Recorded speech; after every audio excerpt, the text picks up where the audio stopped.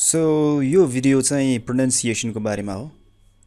English language सिक्दाखेरि specially नेपालको कन्टेक्स्टमा grammar र भोक्याबुलरी ती दुईलाई चाहिँ जति प्राथमिकता दिइन्छ नि प्रोनाउन्सिएसनलाई चाहिँ त्यति नदिएको हो कि भन्ने मेरो विचार मेरो धारणा हो।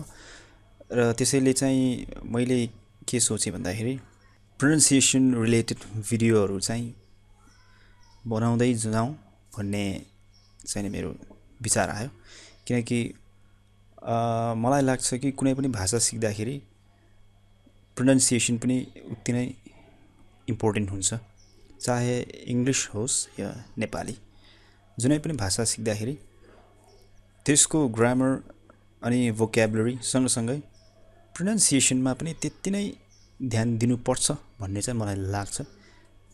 त्यसैले चाहिँ नि मैले प्रोनाउन्सिएसन रिलेटेड भिडियोज बनाउने विचार गरेको छु र यो भिडियो चाहिँ फर्स्ट भिडियो हो।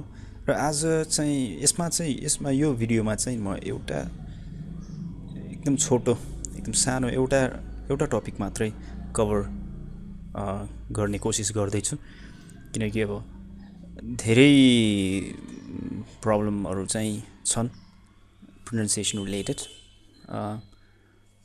प्रब्लम भनौँ कि अब के भनौँ, जे होस् अब धेरै कुरा चाहिँ इम्प्रुभ गर्नुपर्ने चाहिँ मैले देखाएको छु र मैले जाने जति चाहिँ म भिडियोज मार्फत चाहिँ सेयर गर्ने कोसिस गर्दैछु।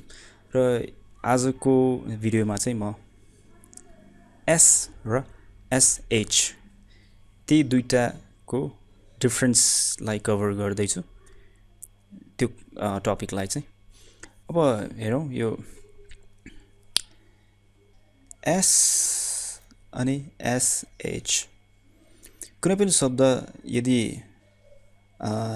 एसबाट सुरु हुन्छ र एस पछि भावल साउन्ड आउँछ, जस्तै ओ अथवा एसओ एसई एसए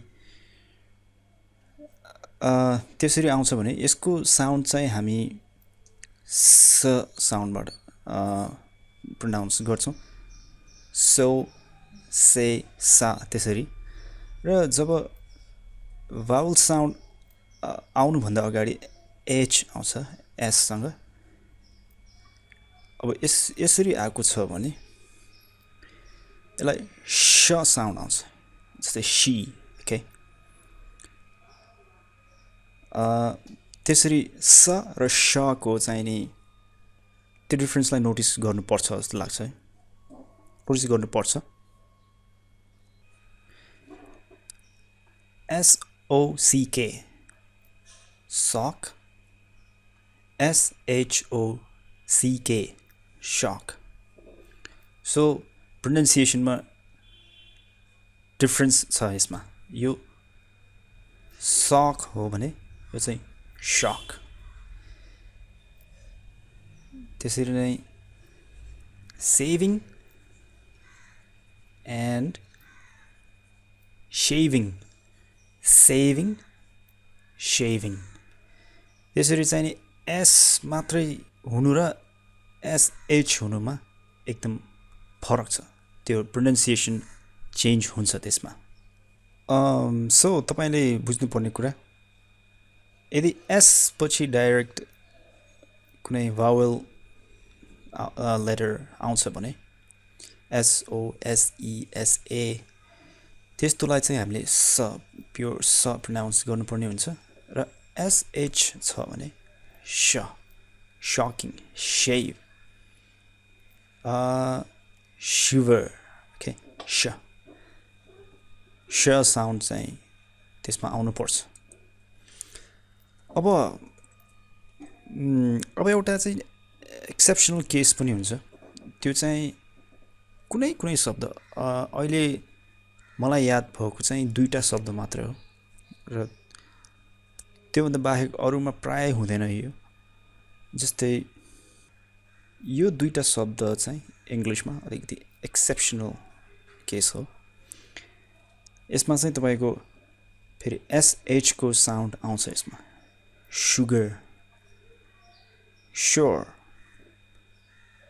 sugar sure सो यसमा SH छैन तर पनि SH को साउन्ड छ sugar sure ओके सो यो दुईटा शब्द बाहेक अथवा अझै एक दुईवटा शब्द होला मलाई पुरा याद आएन यस्तो एक्सेप्सनल केस बाहेक